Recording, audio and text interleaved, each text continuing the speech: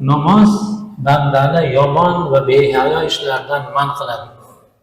Alloh taolo Ankabut surasi 45-oyatda xitob qiladi. Namozni to'kis barkamol ado eting. Albatta namoz fahsh va yomon ishlardan qaytaradi.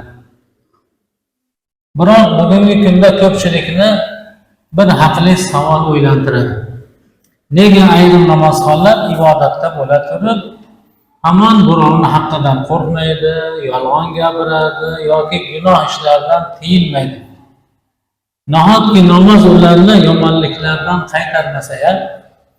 Bu yerda muammo oyatda emas, balki bizning namozga bo'lgan munosabatimizdadir.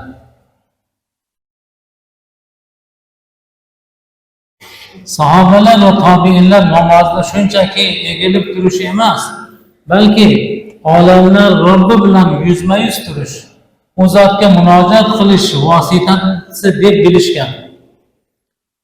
Ularning namozdagi xushu va qalb hozirligi o'ta yuksak darajada edi. Shu sababli namoz ularning xulqini tarbiyalagan, taqvosini ziyoda qilgan.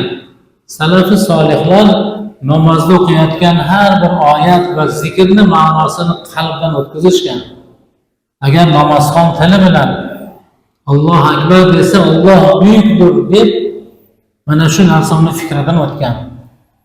Qalbida dunyo matohlarini ustun qo'ysa yoki namozdan chiqqan Allohni qaytariqlariga beparvo bo'lsa, demak uning namozi hali samimiy darajaga yetmagan. Agar namoz insonni yomonlikdan qaytarmayotgan bo'lsa, bu o'sha namozning nuqsonli ekanligiga ishoradir.